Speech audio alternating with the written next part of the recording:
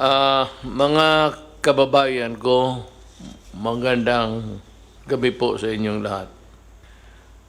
Nandito po kami para ipaalam sa inyo yung mga palisiya na dapat nating sundin at direksyon natin kung saan tayo patungon. Lahat na ito po ay ginagawa namin, believe me, because the interest of the nation calls for it, demands for it actually. I have to be productive as president. And in order to do that, I have to go around and look for myself the situation all throughout the country. That is the job of the president, seeing to it that the republic is well guarded and the welfare of the people it's the highest concern.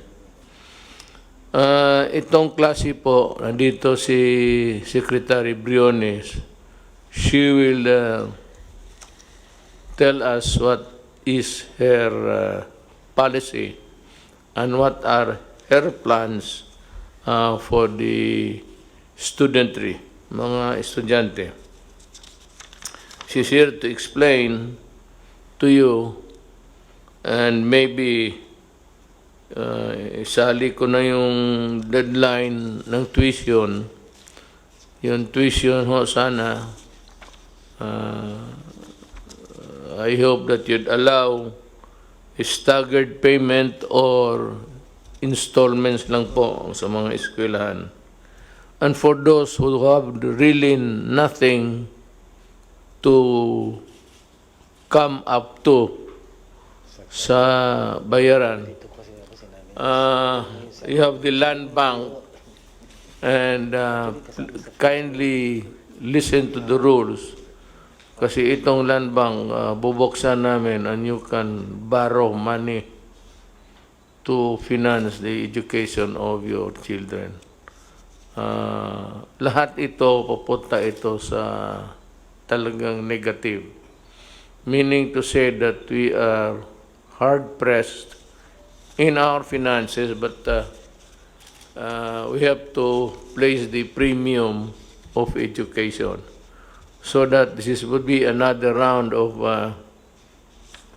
expenses, but land bank is there to help you. And dito po ako interesado. I want the development of this endeavor of the land bank to help. Gusto ko malaman na matutupad talaga. So maybe I will require a report every day of how it goes, how it would present itself to the public once it is available. And you know, the NCR will now be placed under the General Community Quarantine, or the JCQ, starting June 1. Davao City will remain JCQ rather. And the other areas under JCQ,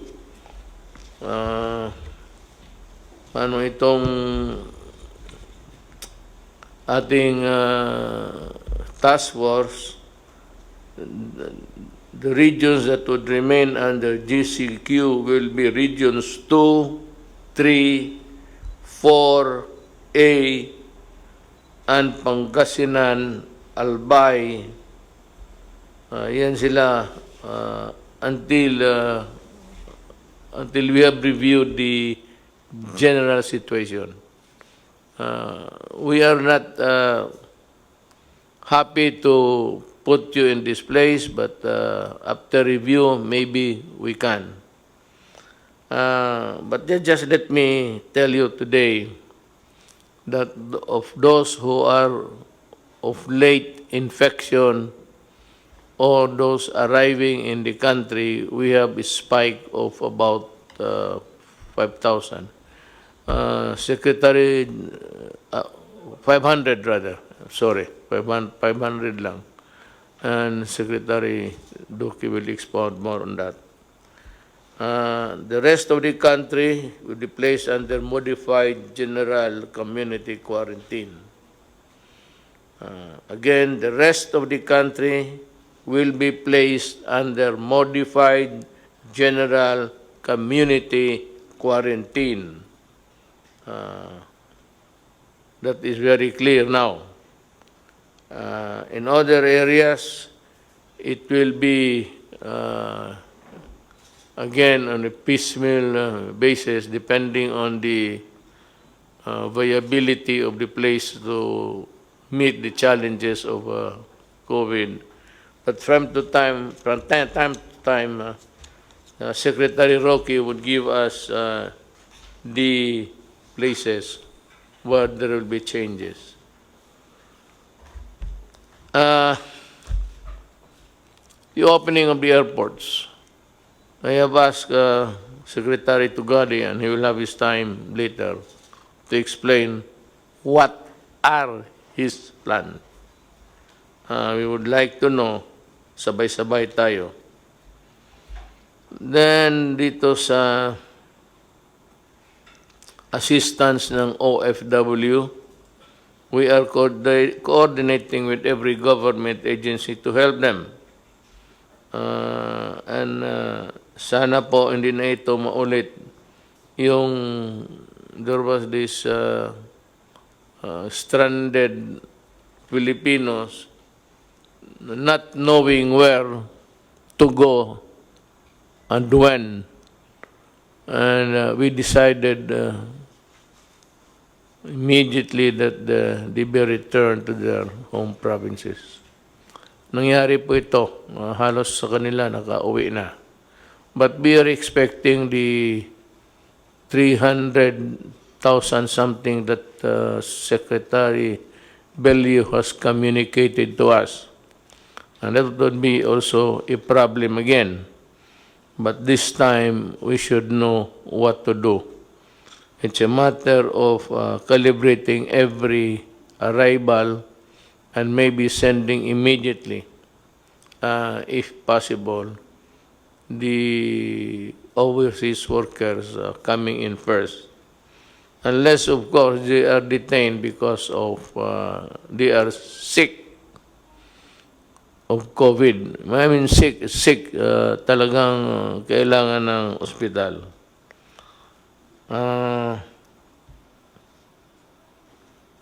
Dito naman sa, well, let me appeal to itong mga landlords, the owner of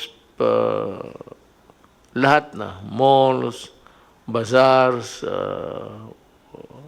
big stores, whatever, na merong mga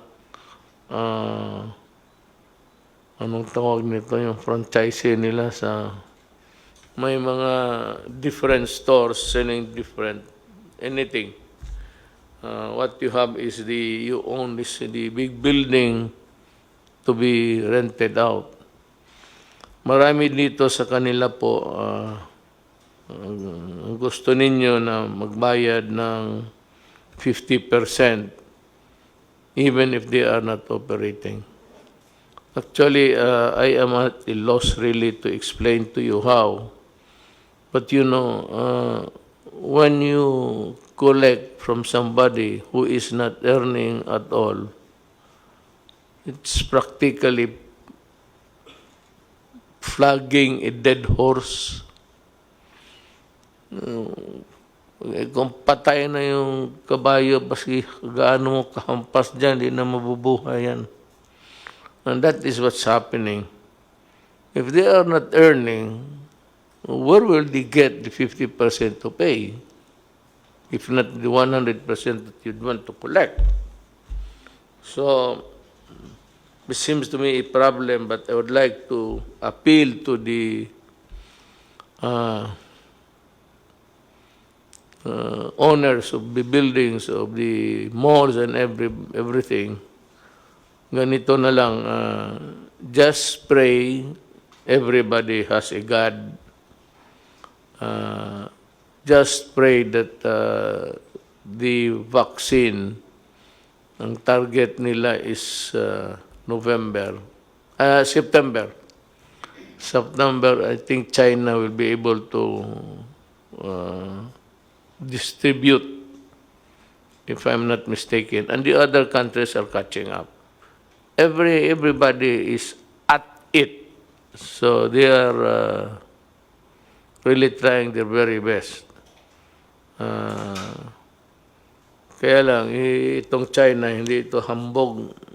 Wala itong ere, but they they work. And I'm very sure that they will be the first one of the countries that would be able to come up with the vaccine. Ang atin ito is yung mga rental sana, balikan ko, should be a matter that should be addressed by the DTI. And there can be some sort of an adjudication process to fix this problem. Ako naman, nagikiusap, nagmakaawa, dahil nga talagang, if you're not earning, how are you supposed to pay?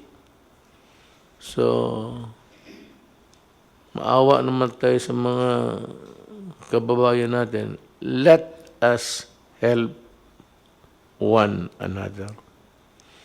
If it does not really spell bankruptcy sa inyo, di tiisin na lang ninyo with nothing except your savings to tide you over. Baka sakali makatulong yung appeal ng gobyerno. Remember that the nation is still, the entire nation is still under quarantine. Let us move to the so-called new normal as we, let's see what develops ahead. Okay, kung mayroon lang bukas, I will be the first to announce. But alam mo, remember, the COVID microbes are still in the air that you breathe, that you pass on to your fellow men if you are not ready or willing to wear the mask. It is precisely, this is the protection, not for you if you do not want it, but for the protection of the other guy. And that is why the state has every right to control your movement if you pass on a contagion to the other to the population. Kasi kung ikaw lang ang gusto, ayaw mo, and there are people who are like that, ayaw nila. And they believe that they have the antibodies to fight the coronavirus. So, if the virus is there, tapos gusto mong labanan, bahala ka. But for you to pass that virus, if you get it from one place and from another person and pass it to the other guy, that's different. That is where the right of the state comes in. So that to prevent a mass contagion, gusto namin putulin kung saan namin maputol to stop it. That is the reason of the essence of the police power of the state, to come up with measures to protect public interest, public health, public safety, lahat. Nandiyan na yan. Case of peace and order, magkagulo, the state comes in. Yung may contagion and everybody is dying, falling, kasali yan. Public interest, if say, uncontrolled movement, or baski people trying to seize other people's property or things like just being into a state of anarchy. The state has the right to come in and put a stop on it. It is the survival of the Republic of the Philippines. This is a country of Filipinos who obey the laws. If you do not obey the law, that's your problem. Bahala ka. Good kung makasibat ka. Kung hindi ka makasibat, ay pasensya ka. And that goes for everybody. That should be made clear. Hindi kasi ano ng tao na they take for granted violating the law. Now we would start a program. We start with Secretary Briones because I think that's the foremost in the minds of people. Go ahead, ma'am. Let the cameras be trained to... Thank you, Mr. President. My statement will be very short. It's based on a letter which I wrote to you after you made your statement about not allowing the opening of classes during the time of COVID. And so we are here from the DepEd to assure you that we are one with you in your uncompromising stand on the matter of the health and the safety of our learners and our teachers. You said, I will not allow the opening of classes na dikit-dikit ang mga bata. Para sa akin, bakuna muna bago andyan ang bakuna, okay na. We are saying because there is confusion and anxiety among Filipinos, families, especially the parents. We are here to state that we are one with you, Mr. President, in this non-negotiable commitment. It is the first and the most important principle when we worked out our learning community plan with all the details. We stated this also. The first and foremost concern is the health and safety of our learners and our teachers. Mr. President, there has been a confusion among our people who associate the opening of school with what we describe as face-to-face classes, where we are used to learners, we are used to teachers facing each other, and we are used to children going to school physically. But we are saying that there will be no face-to-face classes and sessions until we are assured of the safety of our children and our teachers. However, we also believe, Mr. President, that we can provide learning opportunities to our students without necessarily requiring them to go to school. And this we can do through what is described as blended and distant learning. Mr. President, this is not a new thing. We have many universities and schools which offer distant learning in many ways. We now call it blended learning because various approaches which are adjusted to the actual situation of the communities will be applied. But these are all, Mr. President, consistent with your preference that we should not be physically sending our children to school until it's safe to do so. What is the so-called blending or learning modalities? Because right now, there is a bill which is filed in Congress on this. One, for those who don't have connections, who don't have interactive facilities, there will be what we describe as printed material which will be delivered to the homes of the students through the barangays, can be picked up also by their parents at designated places within coordinated schedules. We'll be working very closely with the barangays and the local governments. And the second approach is now very popular, Mr. President. This is the online learning platform, and we in DepEd, we have what we describe as DepEd Commons. Right now, we already have over 7 million subscribers, wherein lessons, homework, quizzes, tips to learners and to teachers are all in the DepEd Commons and are accessible even to the parents. So we have instances, Mr. President, of parents who are abroad and who are monitoring what is happening to their children. They also go to the DepEd Commons and check on how their children are doing. Now, in cases, Mr. President, where there is no connectivity and printed materials may not be available immediately, we have the classic long-time approaches which have always been used in education, and this would be television. Those homes which do not necessarily have connectivity and may have television.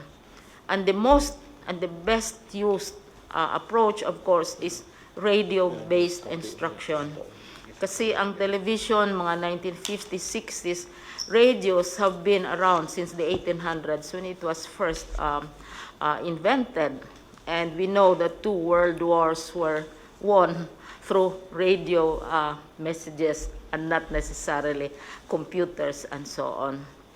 So yung printed modules, Mr. President, we have a description of what it entails.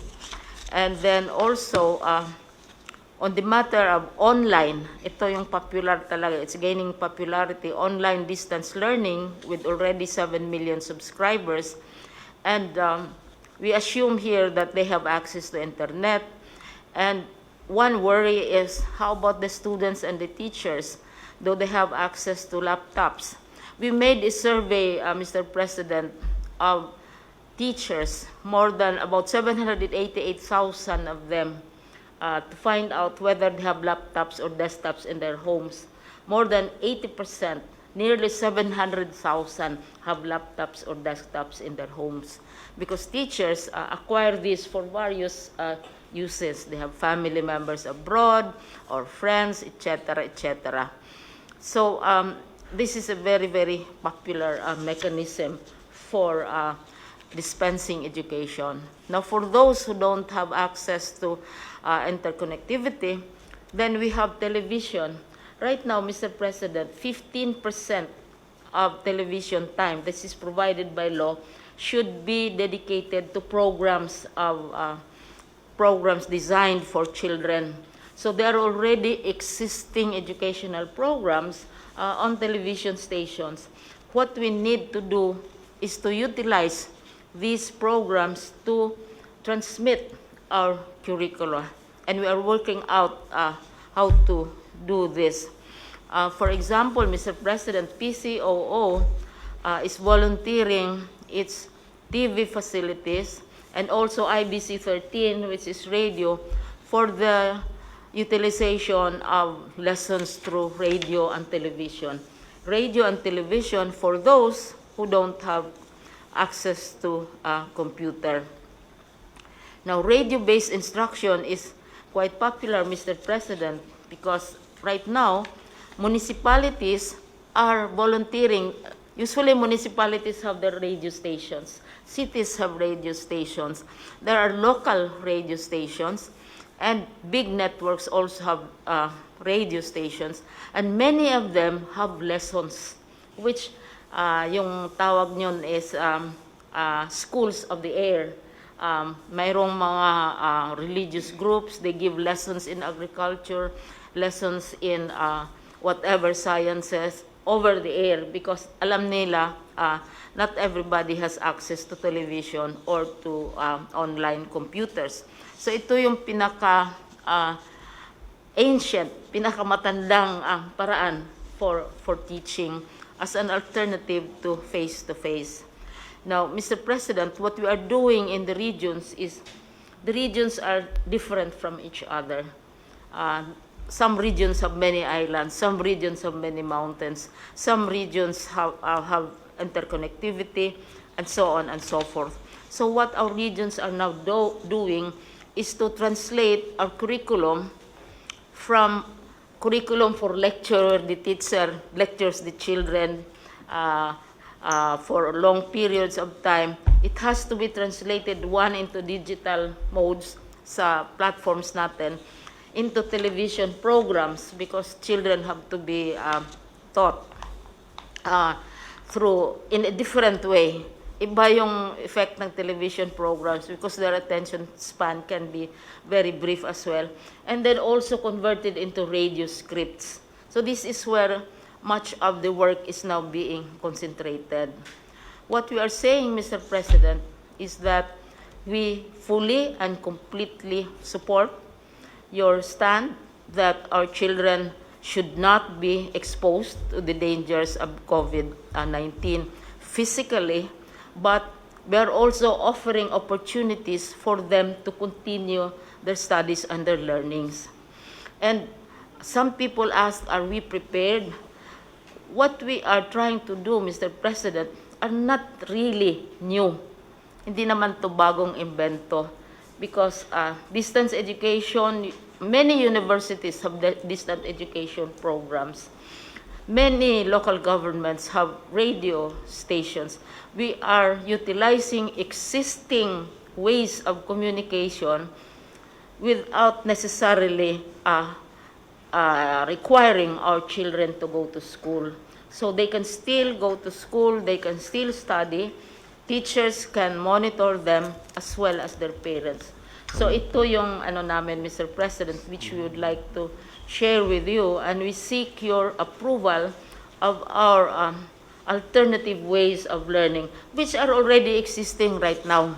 And these are being done by many schools, but this time, mas malaki ang emphasis because we are now shifting to less physical, face-to-face classes. But education will continue, Mr. President. Thank you. I'm impressed with the simplicity of the program, and I believe that all that you have said is really feasible. Radio, kung walang television, and all of these things. I believe we have a very workable program, and I support you. Thank you. And should you require any help from any of the departments, feel free to communicate with them. And with a question of funding, I will, so to speak, scrape the bottom of the barrel. Just to, well, kung wala na tayong pera, edukaran lang natin sa edukasyon sa mga bata. We will have to forgo many things along the way because of what happened. But education, I think, if it is compromised, it should be negligible, so that it should go on, because the future of this country depends on how we educate our young people nowadays. I agree with you in this program. I support you.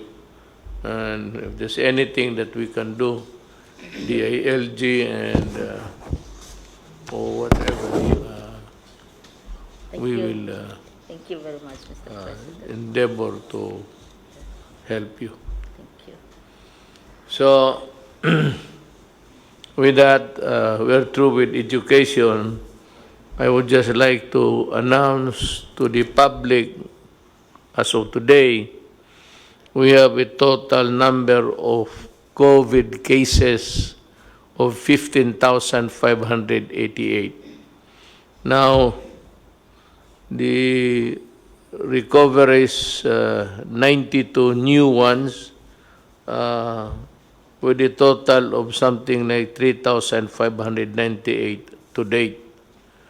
Ang patay po is 921. So you would see that Philippines has ratio and proportion vis-a-vis with the population. We have a low rate of mortality here in this country. The total active cases is 11,069. So, ang NCR is top-notcher, which is 330 or 61%. Then we have Region 7, 55, others 99, mga repatriate. Yung dati na dala dito 55. All in all, para sa akin, hindi naman masama ito. So let's go to the Secretary of, he has some important matters to take up with the public. Secretary Doki, please. Magandang gabi po, Mr. President and fellow members of the Cabinet at sa lahat po ng ating mga kababayan. Gaya po ng sinabi ni Pangulo, ang ating pong kaso na nadagdag as of 4 o'clock p.m. Today, May 28, 539 at 330 galing po sa NCR, 55 naman galing sa Central Visayas at 99 mula sa ibang mga rehiyon at 55 na mga repatriates na ito po yung kasama sa mga lumalaking bilang ng ating po mga OFWs na isinasa ilalim po natin sa RT-PCR testing. At karamihan po sa atin mga kaso ay masasabi natin pong mga local. Ang total number of cases po natin ngayon ay 15,588 at kumpara po sa nakaraan araw ay ang trend ng bilang ng mga kaso ay tumaas, ngunit dahil po ito sa patuloy din na pagtaas ng bilang ng mga kasong atin pong nabavalidate. Ngayon, ibig ko rin pong bigyan diin na ang DOH po, ang ating missions na mga iba't ibang mga laboratories, pero yung mga ibang mga laboratories ay late pa rin sa pagsumiti nila ng kanilang Excel sheets. Yung iba naman po ay patuloy ang manual validation process. At yung mga ibang ibig kong bigyan na pansin ang mga laboratorio na nag-automate na po ng kanilang mga sistema. So, mabilis po ang pag-sumite ng kanila pong mga laboratory results. Tumaas man po ang ating kaso, pero sa pangkalahatan naman, ang mild cases po natin ay asa 90%. At 7.3% naman ang asymptomatic, yung wala pong nararamdaman na sakit, at less than 2% naman po ang severe to critical cases. At ibig ko rin pong bigyan din na sa kasalukuyan po ang ating health systems capacity ay sapat. In fact, we have around mga 60+% reserve capacity in terms of available mechanical ventilators, available intensive care units, and also our isolation beds. Ano po? So, meron pong tayong 92 na bilang ng ating mga kababayan na nadagdag sa mga nakarecover. Kaya sa kabuuan, ito po ay umabot na ng almost mga 3,600 recoveries. Kasama po sa mga naka-recover ay ang mga pasyenteng na-confine at mga pasyenteng may mga positive, mild and symptomatic cases na na-recover mula sa kanilang self-isolation at home quarantine.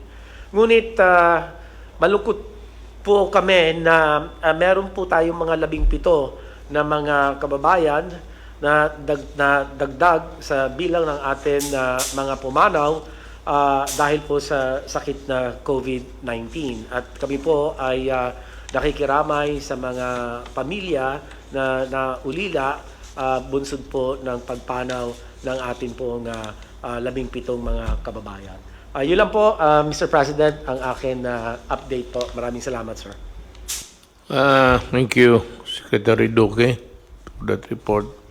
I hope that the public is able to grasp the whole of the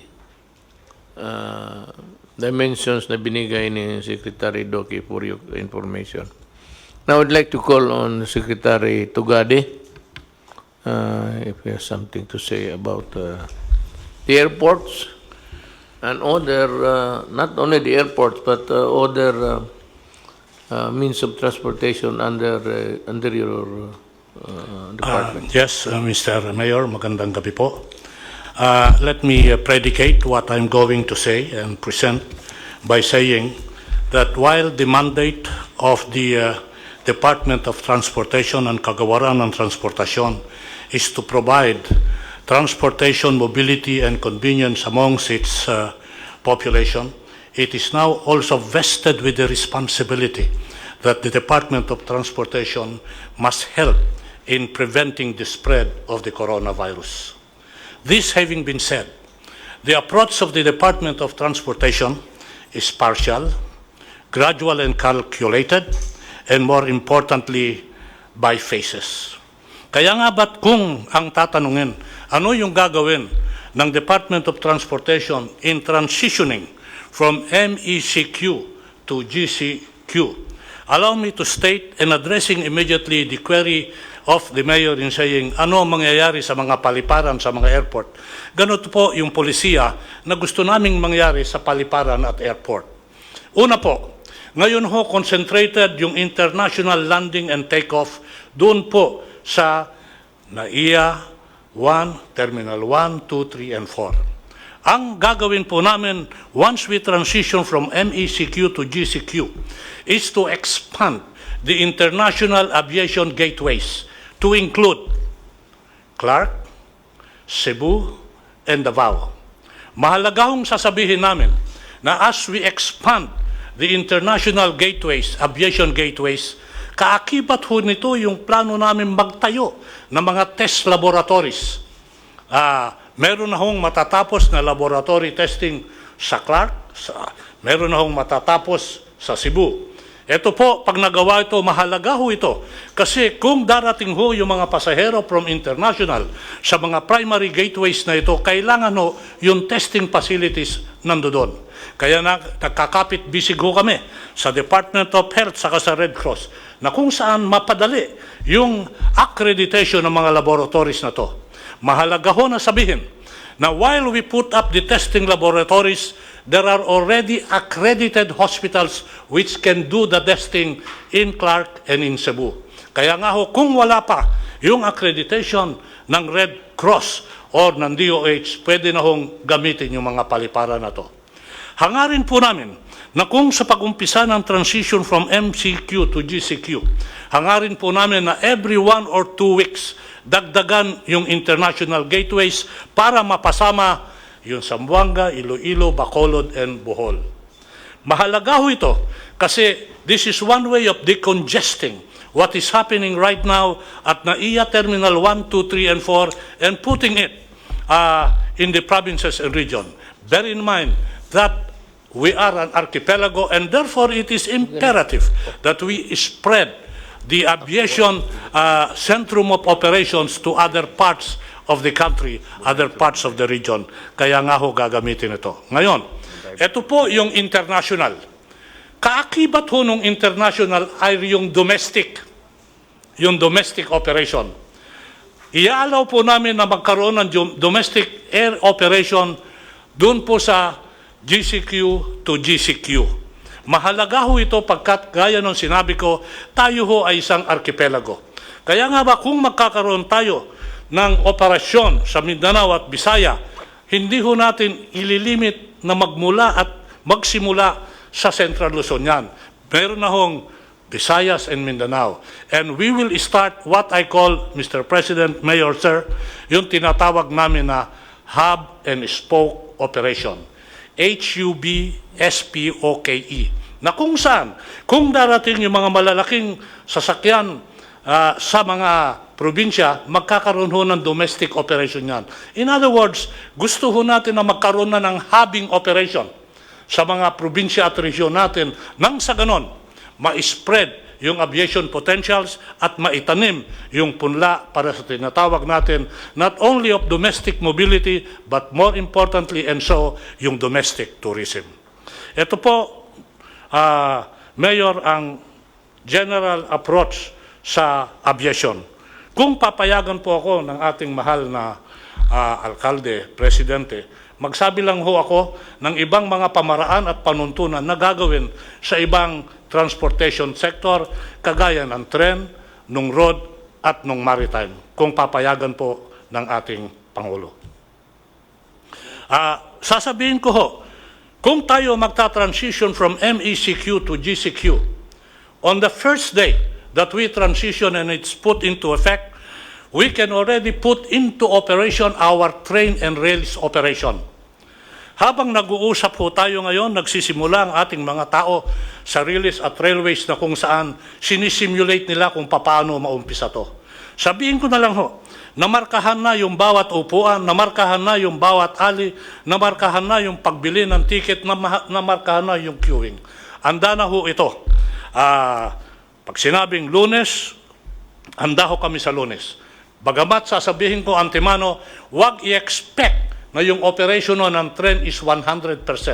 As I said, we have to balance our mandate to provide transportation with our responsibility to help in the spread of the virus. Therefore, the capacity will also be limited, gradual, and calculated. It will be an average of 10 to 12% sa LRT at MRT. Doon sa PNR ho, ang capacity, mga 35%. Ngayon ho, para maayos ito, sabihin ko na lang ho, part of the future efforts here, ito po ang sasabihin ko. Matatapos na ho namin yung pagpalit ng release ng tren sa MRT3 by September of this year. Ano ho ang ibig sabihin nito? Ang ibig hong sabihin nito na pag umandar na yung MRT3 sa kabuuan ng kanyang pagdagusdos at maayos na yung tren, yung average headway ho natin na 5 minutes, mababawasan ho yan. Yung kilometers per hour travel time na ngayon 30 kilometers per hour, by December ho, Mr. President, target po namin na yung speed magiging 60 kilometers per hour kasi nabago na yung release ng tren. Mababalik po ito sa dati na kung saan sabi natin, eto na yung MRT3. Bakit importante yung release?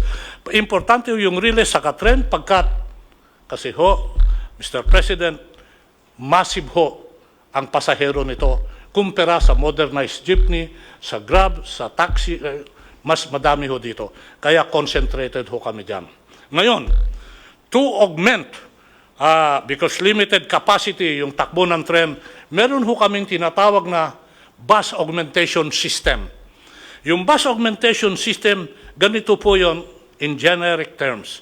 Ikakasaho namin yung operation ng tren with the bus operation following the same line. Para nang sa ganon, ma-achieve natin more or less yung tinatawag na volume of passengers that move. Ngayon ho, mag-i-introduce ho kami ng bagong pamaraan. Ito hong bus augmentation system ay magkakaroon ng tinatawag na dedicated lane sa EDSA, mid-lane. Ibig sabihin, may tatakbo ho dyan na bus. Sa umpisa ho, kasi sinabi po natin, gradual, calculated, and partial. Ito ho, baka gamitin ho muna namin dyan, Mr. President, mga 300 to 500 buses. Sasamahan ho yan. Pag nagawa ho ito, i-increase po namin yan. Maalala niyo ho yung LRT na nasiraan ng 3 istasyon na hindi pa mag-ooperate ngayon? Lalagyan ho namin ng bus operation yon para yung 10 stations ng LRT will be put in operation with the combination of rail and bus. Meron hong bus augmentation system, babaguhin ho namin ng EDSA. Sasabihin ko na rin ho, yung gagawin nating landscape sa EDSA. Ultimately, magkakaroon po tayo ng tinatawag na bike lane na kung saan nakikipagkapit-bisig kami sa MMDA at the Department of Public Works para maumpisahan at buhayin ulit yung tinatawag na bicycle lane. Pag ito ho na-prove sa aming eksperimento na kaya, gagawin ho namin yung strukturang permanent. Sabihin ko lang ho na yung bicycle lane will not be limited to EDSA. It will be limited to parts of the country if it works. Ngayon ho, ang component ho ng road sector, kung o-operatein mo yung road sector, ano naman ang mag-ooperate sa kalsada? Nasabi ko na ho, yung bus augmentation system. Ma-ooperate ho yung P2P, point to point. Wala hong stop yan. Ibig sabihin, itong P2P, sasama sa dedicated lane, sa agos ng dedicated lane. Nandiyan dyan po, yung tinatawag natin na yung Grab sa taxi, pwede hong mag-operate yan. Sabihin ko na lang ho, Mr. President, alam niyo ho ba na uumpisahan natin part of the new normal? Magkakaroon ho tayo ng digitalized operation sa taxi, sa bus, na kung saan merong cashless transaction, again, to help prevent the spread of the disease. Ito na ho yung mga card system. Ginagawa ho at gagawin ho namin sa taxi at sa mga modernized jeepney at sa bus yan. Part of the digitalization program, without oversimplifying, but just to show to our people who are listening and watching, meron ho tayong digitalization program. Alam niyo ho ba, yung lisensya ngayon, pupunta ka sa LTO, doon mo kukunin. Ngayon, minsan yung address nila, problema ho yan, hindi totoo. Nagkakaroon ho kami ng online issuance and application. In addition to that, yung mga lisensya at plaka, yung renewal ng plaka at lisensya, hindi ka na ho pupunta. Plano namin sa LTO offices. I-deliver ho yun ng courier. This is one way also of making sure that the addresses dun sa mga na-issue ng lisensya ay totoo. Kasi ang nangyayari ho ngayon, pag nagkakaroon ho tayo ng problema sa kalsada at hahanapin mo yung address, wala ho doon. So meron ho mga programang ganon. Sasabihin ko na rin ho, part of the digitalization na ginawa na namin even before the COVID is the robotics. Meron na po tayong robot sa LTO. Sila ho yung gumagawa ng plaka. So ito ho, mga gagawin natin. Ngayon ho, kung mararapatin, Mr. President, let me say a little bit about maritime. Dalawa ho yung programa na ginagawa for the first time during the term of President Duterte, Mayor Duterte. Una ho, electronic ticketing system. By December, pwede ko nang umpisahan yan because now it's on a test run. Ano ho ibig sabihin nito? May ticket na ho pag sumakay ka ng mga mga maritime vessels. Mawawala ho dyan yung scalping. Mawawala rin ho dyan yung overloading kasi ticketed na. Yung ticketing, online ticketing, gagawin din ho yan sa tren. At ginagawa, of course, yan sa aviation. Gagawin ho sa maritime. So magkakaroon ho tayo ng online ticketing. For the first time, mabubuo ho natin yan by December. Para sa ating mga kababayan, nandito ho yung sinabi kong palamigan ng bayan. With the problem on COVID at yung sitwasyon at lack ng storage ngayon, yung magsasaka, yung mga mangingisda, nasisira ho yung kanilang tanim at pangisda kasi walang storage. Ang ginagawa po namin, Mr. Mayor, Sir, is linunsad ho namin yung palamigan ng bayan. Ito ho yung cold reefer na kung saan pinapadala namin ito sa mga komunidad na municipality na merong nangingisda at merong nagtatanim para matulungan yung kanilang pangingisda at ang kanilang pagtatanim. Binibigyan ho namin sila. Nakadistribute na ho kami, 11 reefer containers. Plano ko ho, pagdating ng Hunyo, I know it's a tough order to my people, but I'm pushing them. Gusto ko 2 container a month para mapalawig yan. Then we can help di magsasaka and di mangingisda. Sabihin ko na rin ho, Mr. President, sa maritime, nakatapos na ho kami at report namin sa IATF kahapon ito, na matapos na kami ng puerto at gusto nilang inauguratein pa. Sabi ko, wala nang inaugurate.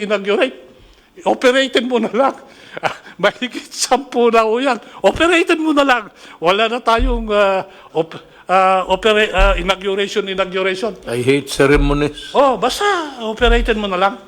Kasama ho dyan yung pagtatapos ng puerto sa Pag-asa. Handa na hong mag-turnover yung provincial government of Palawan na i-turn over sa amin yon sa June 12. Sabi ko, kung maaari, aksipin ko na lang sa papel yan. Huwag na tayo mag-inaugurate. Umpisahan na lang natin. Maraming salamat po, Mayor. It was a very terrific presentation, Secretary Tugade. We would like to ask Secretary Galvez to make the report first. What's the latest on your front, sir? Sir, you have directed me to visit all the different regions to as a compliance to your directive and see the real situations on the ground. I have already visited Zamboanga City, Davao City, Caraga region, Bohol, Cebu City region, the Laguna region to build the quarantine facility there. Also, I visited Baguio City, sir, to see the good things that Mayor Magalong is doing. I also visited Region 12, and also I visited the malls so that we could see if they are really following the protocols. Sir, they're very thankful to you, sir, and also to Senator Bongo, because we have given them more or less 200,000 rapid test kits. And also, we put up the machine laboratory. When we went to Zamboanga City, sir, we left more or less 1,100 kits. And now they have 2 laboratories already. And also in Davao, we have already procured with the help of the different companies, San Miguel Corporation and also Ayala Corporation. They're trying to automate the Southern Philippines Medical Center, and it can increase the capacity of the Southern Philippines Medical Center into more or less 2,000 tests per day. And the machinist will be flown from Zamboanga City to Davao City, maybe this coming Saturday, sir, to fix the machines. And then also the Caraga region, they're very thankful because also we provided them 2,500 test kits for every province. And also Bohol, we saw that Bohol will be one of our candidate for the new normal because they're still COVID-free. And considering that most of their businesses came from tourism, we are planning that we will have a preparations for local tourism this coming June and July, and then they may be opening up. If the situations improve, sir, they will open up tourism again in Bohol, and they're very thankful that we have given them hope that Bohol will be our model for the new normal. And also in Baguio City, sir, we visited Baguio City, and the Baguio City, sir, is very sprawling right now. They have opened up all the business except for mass transportation and also hotel and restaurants. But I talked to Jan Magalong last night, and if the IATF will approve that they will be at MGCQ, they will open up some of its restaurants for dining, and also they will open up local tourism in Baguio City. And then during my visit on the malls, we saw that the people is really very mindful of the pronouncement of the president. As of this moment, when we saw the malls, we thought that there are many people there, but more or less 10-20% of the mall capacity is parang pa rin, sir, parang takot pa rin ng tao, sir, na magpunta ng malls. So majority, nakita namin, sir, mga 20-30 opening pa lang, sir, ng mga malls. Ang marami lang matao is yung sa supermarket, but those who open, nakikita namin, sir, medyo mayroong pa rin natawag nating precautions. But I believe when I talk to the administrator of the malls, they are very happy that the president, the government has given them the hope that there will be an opening. And considering that NCR will be GCQ'd, they're very happy. Sir, I also visited Cebu City. We met with Secretary Dino, and they're doing good. Though the figures that we saw is medyo tumataas po yung kanilang kanilang cases. But we saw that it is in Cebu that they conducted expanded testing. They conducted 32,000 testing and with the rapid test, and also more or less 16 to 20,000 PCR tests. And they say that they are prepared for the GCQ, considering that when we met all the businessmen there, and they're very happy that we visited them, and they are preparing for the opening of business because they already lost a lot in during the CQ.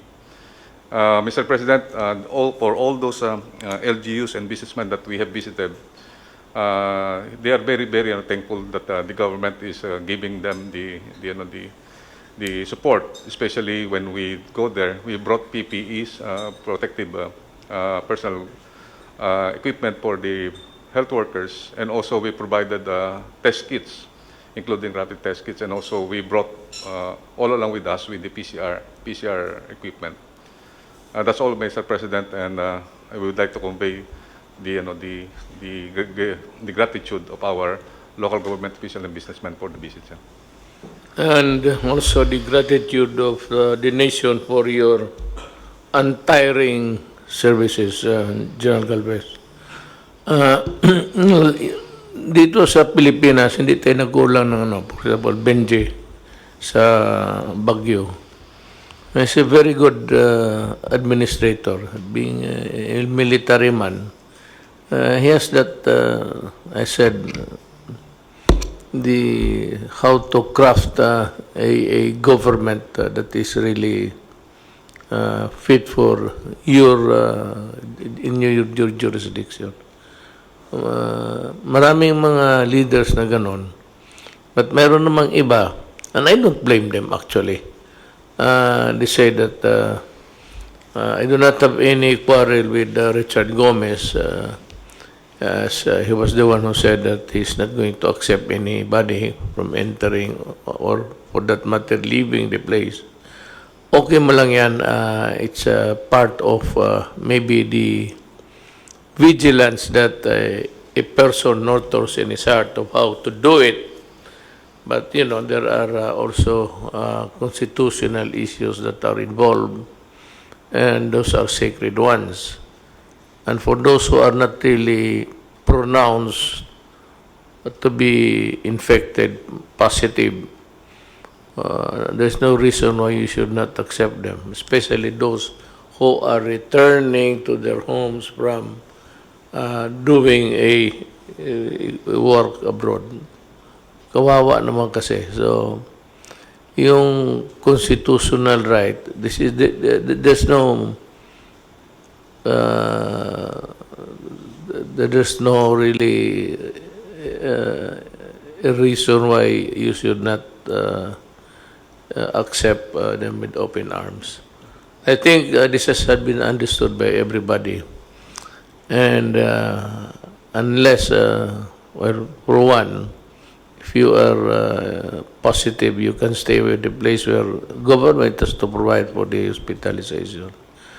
I want to make it clear that as much as possible, the ordinary citizen, the Filipino, does not have to spend money. If he is sick, he can seek hospitalization and charge everything to government. Wala tayo na. If he happens to be in that place and he cannot move out, and maybe is not welcome to the place, he can stay where he finds himself, and this I would like to convey to the mayor. Help anyone, not even Filipinos, foreigners, who are in your place and who go to you or who goes to the municipal building, the seat of governance of your municipality to seek help. You should expedite the hospitalization. Tulungan ninyo yung mga Pilipino. Total, I will pay for the expenses. Walang problema yan. You just sign whatever document there, I will pay for the hospitalization of any Filipino who finds himself in a strange place and he has nowhere to go. That is really an order of the national government to the local governments. Help, do not deny, and you must expedite the hospitalization until he is cured. No problem about payment, I will pay. Just bill me, and I will pay. Now, we'd like to hear sa ating next speaker, I'd like to ask General Anyo to... Maraming salamat po, Mr. President. First of all, kung merong isang positive po na nadala ang COVID crisis na to ay sa larangan ng peace and order. Mula po nung panahon bago mag-lockdown, mula January 5 hanggang March 16, 11,004 criminal cases po ang lumitaw or crimes. Pero mula po nung nag-lockdown tayo from March 17 to May 27, bumaba po yung ating crimes ng 4,479. 60% po ang naibaba sa tinatawag nating mga crimes, sa 8 focus crimes. So ito po ay magandang development sa larangan ng peace and order. Pati rin po sa Bureau of Fire Protection, ang ulat nila, kung ikukumpara po yung period mula January hanggang May, sa period po ngayong 2020, from 11,236 fire incidents, bumaba po ng 10,698, 5% po. At sa mga namatay sa sunog, from 283 to 162, 43% down din po ang ating mga casualties mula sa fire. At sa ating mga violators naman po ng quarantine, 184,000 po, 467 ang nakaroon ng mga violations at 54% po ay naaresto. Ang iba naman dito, katulad ng 9% ay binigyan lang ng warning at ang 37% naman ay pinagmulta. Tuloy-tuloy rin po ang pagbamatay natin sa lahat ng peace and order. Sa atin po namang repatriation ng OFWs, ang lahat po ng ating LGUs ay tumatanggap na po ng mga OFWs katulad po ng inyong instruction. Kung noong una po ay merong alanganin sapagkat hindi sila sigurado kung ito ay pwede pang makapanghawa, so nagkaroon po kami ng kasunduan sa lahat ng LGUs, mayors at governors na lahat po ito ay tatanggapin at pwede na lang sila mag-impose ng additional home quarantine. At kung talagang ang bahay ay masikip, pwede po sa isolation facilities sa mga barangays para abot tanaw na rin yung ating mga OFWs ng kanilang mga pamilya. So sa inyo pong kautusan ay matatapos po natin hanggang Sabado na maiuwi lahat. Ang natitira na lamang po ay 11,889 pero ang karamihan po ito ay nakabook na yung kanilang mga biyahe hanggang Sabado. At ang naiwan na lang ay 6,468 na kaya po nating matapos ito hanggang weekend. Sa atin pong pagbabago mula MEGCQ papuntang GCQ areas at iba naman pong LGUs ay magiging MGCQ, handang-handa na rin po yung ating mga LGUs sa pagpapatupad kasama yung ating mga kapulisan. Magkakaroon din po kami ng mga pagbabago katulad ng modified checkpoints ang ating patutupad. Meron po tayong mga mobile at spot checkpoints at ito ay nandito sa mga strategic location para hindi magkabuhol-buhol ang trapiko. At magiging mahigpit pa rin tayo sa mga provincial borders. Within the province po ay hindi na kailangan yung ini-issue ng mga barangay quarantine pass. Travel pass na lang po para sa pagdaan niya from one province to another o kaya ay from one region to another, ay makikita po natin na may kabuluhan talaga ang nagbibiyahe at hindi siya nagbibiyahe lang para sa leisure lang. Patuloy din po yung pag-inspection natin kasama ang DTI at DOLE sa iba't ibang mga business establishment, para masigurado na ipinatutupad yung ating tinatawag na minimum health standards, lalong-lalo na po yung pagsusuot ng face mask, yung physical distancing, at yung pagsunod po na may limit ang kapasidad sa pagtanggap ng mga customer sa loob ng mga shop at mga mall. Sa atin naman pong SAP distribution, nakahanda na rin po tayo sa second tranche at iniintay lang po natin ang pagbaba ng mga pondo galing sa DSWD sapagkat ang gagamitin nila ngayon ay automated payment. Base po sa mga SAC form na na-submit ng unang first tranche, mas mabilis po ito sapagkat mga pag-automated payment na iwasan na rin yung pagkukumpul-kumpulan at doon sa lugar na malalayo naman po ay manual pa rin pero katulong na po ang Armed Forces at saka Philippine National Police. Yung 5 milyong additional po ay kinukumpleto natin yung mga pangalan. Sa ngayon po ay nasa 3,818,608 names na po yung nakukuha natin at ito yung mga priority na makatanggap sa second tranche. So handang-handa po ang ating LGUs at ang ating mga kapulisan para sa pagpapatupad ng bagong inyong idineklara na mga classification. Bilang tulong din po sa ating DOTR, yung binanggit po ni Secretary Tugade, na gusto natin na ang bicycle po ang maging isang pangunahing pamamaraan ng transportasyon. Kaya nagpababa rin po ako ng memo sa ating mga LGUs na yung lahat ng mga major thoroughfares ay magdugtong-duktong, magkaroon ng bicycle lanes para ito po ay ating ikampanya na gamitin ng ating mga kababayan bilang pangunahing transportasyon, lalo na kung malalapit lang naman yung mga opisinang pinapasukan at mga lugar na pinupuntahan. Yan lang po, Mr. President. At ready na po kami para sa pagpapatupad ng bagong mga deklarasyon ninyo sa classification ng iba't ibang lugar sa Pilipinas. Thank you po. Yes, thank you, General Anyo. Alam niyo, if you heard him correctly, I was talking about enforcement and the role of the police. I repeat, there is no martial law in the Philippines. Far from it. We are exercising the power of the state to protect public health. That is all there is to it.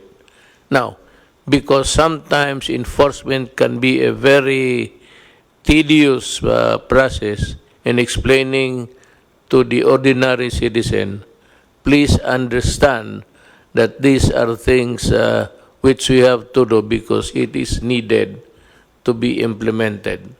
Yun lang po, huwag kayong matakot that there will be no arrest, detention or anything. It's purely, if at all, if there's any intervention or interdiction done by the law enforcement agencies. Pati yung military, the role is just to implement the law.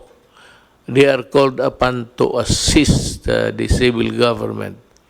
Yan lang ang trabaho na. At makita ninyo, we are progressing at a very fast rate because we were able to put in place the rules to be followed when COVID came in like a storm from the outside.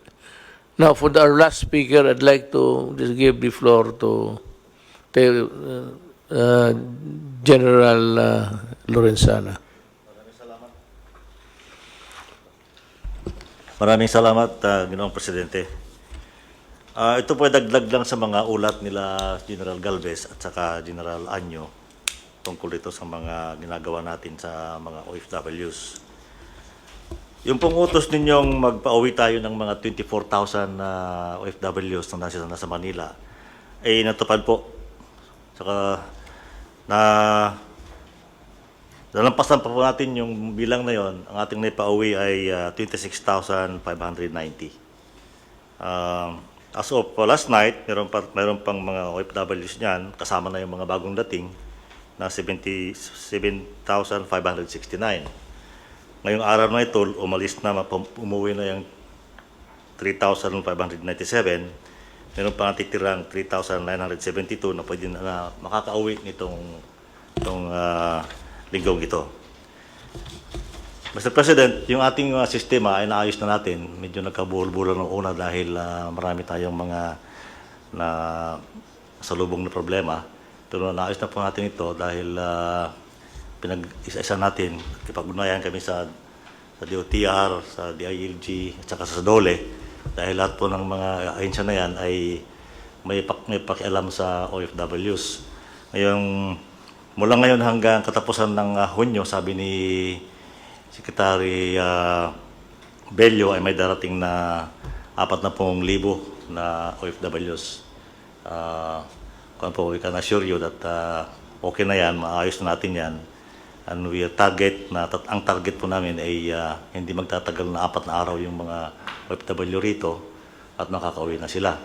Ngayon, kung matutuloy yung balak ni Secretary Tugadi na bubuksan niya yung mga ibang international gateway, ay pwede na nating idiretso yung mga mga OFW sa darating at saka seafarers, yung pong nagkatrabaho sa barko, at doon na sila mag-testing.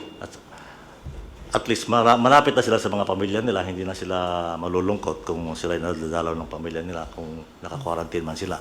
Pero ang balak po rito ay pag dumating po yung OFW, i-testing sa PCR at mag-quarantine sila ng 3 araw. Paglabas po ng resulta ng test, kung sila ay negative, iuwi na po. Yun lang positive ang maiiwan. Kung gano'n pong gagawin natin, ay mapapadali po yung trabaho ng lahat at mapapadali rin yung pag-uwi ng mga OFW sa kanilang mga bahay. Yun lang po, Mr. Presidente. Salamat, General Lorenzana. Alam mo, as you see, if you listen very carefully sa mga pinag-usapan naman dito, it's all geared towards a governance to take care of the citizens' republic. Lahat ho namin ginagawa at wag ho kayong maniwala. Ako na yung nagsasabi sa inyo. Yung mga test na yung sabi nila yung they unfairly drag the name of Secretary Duque. Hindi ho totoo yun. Ang nagbili noon ang budget, pati yung Office of the President mismo. Sinadya ko yun para madali. Tinanggal ko nga doon kasi overwork na ang Health Department. Ginawa ko yun para mabilis. Itong mga bidder na ito who offered a lower price never participated in the bidding. At ngayon yung matapos na, yun ang nagreklamo, offering a lower price, hoping that you would ignore the bidding and go for their price. Ito yung mga gago na ito, when they were first approached, mahal. Ngayon, may bidding, hindi sila sumali. And suddenly after that, and may I inform the Senator Drilon and Ping Lacson and everybody, ganon ang nangyari. We will have a report coming your way, and that is the stand of the Office of the President. Kami ho ang nag-utos niyan na dito na sa budget para pag-release ng pera madali, diretso na. It so happened that we have some talagang mga bullshit na tao at kayo pa maniniwala kaagad. You better wait for the official report, at least for respeto. Little respect coming from the Office of the President kasi sinadya ko yan. Right at the beginning, you must have heard, sinabi ko, itong pera na ito binigay ng Congress, wag na wag ninyong gamitin. I said, I even used the word, do not fuck with it. Kasi sabi ko, emergency ito. Itong mga bidding, for as long as we are in a democracy, at sinasabi ko na nga ho sa inyo, tanggalin ninyo yung lowest bid. The lowest bid is the culprit of all corruption, be it national or local. Tanggalin ninyo yan, maghanap kayo ng ibang paraan. Kasi yung bidding na yan, people go around just to make money without really the things that they want to participate in a bid which is non-existent insofar as they are concerned. They are using yung mga cornering of contracts tapos go into a bidding. And we can explain that carefully. Ito si Senator Drilon, sabi niya, I want where the money went. Well, you will have the explanation. And better believe it because yun ang totoo. Hindi naman kami nabubula. I said, we do not, Nabico do not fuck with the people's money, with more reason that we will not fuck with the money that are given. Thank you.